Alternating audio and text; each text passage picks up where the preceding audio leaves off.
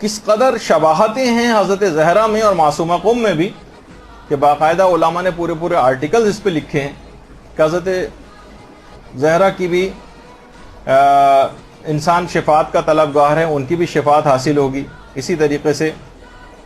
چھٹے امام کا یہ جملہ بھی ہے سفینۃ البحار میں کہ معصومہ قم کی شفاعت سے ہمارے سارے شیعہ جنت میں داخل ہوں گے۔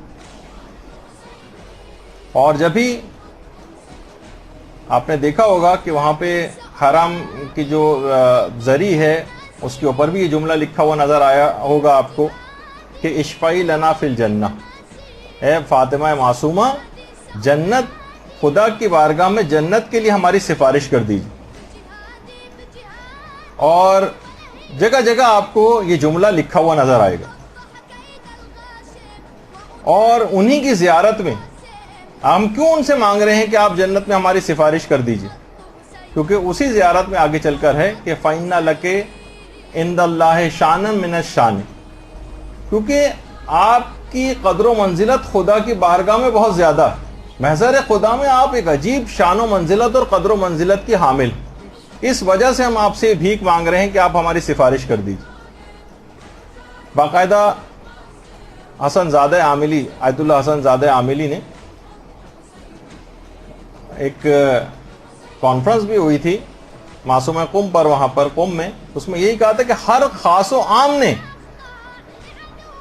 معصومہ قم کے لیے معصومہ کا لفظ استعمال کیا، اور خود ہمارے 8ویں امام نے تو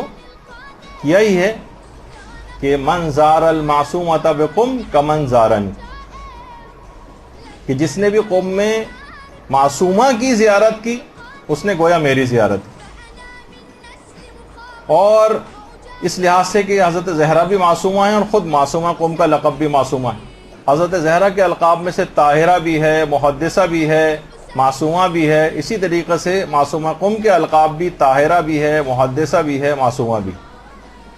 اچھا، کم عمری میں بھی شہادت پانے میں دونوں، وہ 18 سال ان کی عمر تھی معصومہ قم کی، 25 سال روایتوں میں بیان ہوئی ہے، بہت سی روایتوں میں تھوڑی سی زیادہ بھی بیان ہوئی ہے۔ اور یہ جو ایک سوال دماغوں میں اکثر لوگوں کے اٹھتا ہے کہ کیا فاطمہ معصومہ قم معصومہ ہیں؟ تو دیکھیے جو 14 معصومین ہیں وہ تو ان کے پاس تو عصمت کبریٰ ہے، عصمت کاملہ ہے، البتہ عصمت صغریٰ بھی ہوتی ہے، محفوظ عن الخطا بھی اس کو کہا جاتا ہے، جیسے حضرت عباس علمدار علیہ السلام، حضرت زینب سلام اللہ علیہا، اللہم صلی علی محمد وعلی محمد۔ اسی طرح سے معصومہ قم سلام اللہ علیہا، اسی طرح سے مثلا فرشتے بھی معصوم ہیں اور دیگر انبیاء بھی معصوم ہیں، لیکن سب کی عصمت کے درجات الگ الگ۔ عصمت اکتسابی بھی ایک چیز کہلاتی ہے، یعنی وہ عصمت جو کہ خود محنت کر کے، ریاضیات کر کے اور مجاہدات کر کے حاصل کی جاتی۔ کسی نے آیت اللہ بہجت سے بھی ایک دفعہ پوچھا تھا کہ کیا حضرت فاطمہ معصومہ قم جن کو کہا جاتا ہے کیا یہ واقعی معصومہ ہیں؟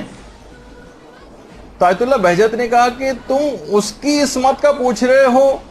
کہ جس کی شفاعت سے جنت واجب ہو جاتی، یعنی حیرانگی کا اظہار کیا کہ اس کی عصمت کا پوچھتے ہو، یعنی جس کی فقط سفارش سے جنت واجب ہوئی جا رہی، تو سوچو کہ اس کی عصمت کا کیا مقام ہوگا۔ اور ایک لقب ان کا کریمہ اہل البیت بھی ہے، کریمہ اہل بیت،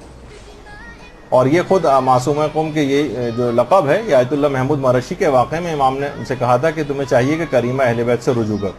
اچھا، پھر معصومہ قم نے شادی کیوں نہ کی؟ شادی ان کی نہیں ہوئی تھی، اس کے سارے جوابات ہیں جو ہماری سیدانی کی غیر سید سے شادی کے مسئلے کا جو ایک درس ہوا تھا اس کے اندر اس کی تفصیل آئی تھی۔ بہرحال اس زمانے کے سخت ترین حالات تھے، اور ان سے جس کی بھی شادی اگر ہوتی اس کا نتیجہ فقط قتل ہونا تھا، یعنی باقاعدہ علماء نے پورے واقعات اور حالات اس زمانے کے کتنا سخت ترین دور تھا، تو وہ اگر کسی کو اس کی تفصیل چاہیے کہ ان کی شادی کیوں نہیں ہوئی تھی تو مختلف علماء نے اس کے اوپر آرٹیکلز بھی لکھے ہیں، اور اس درس کے اندر اس کی تفصیل مل جائے گی، اس کو آپ سن سکتے ہیں۔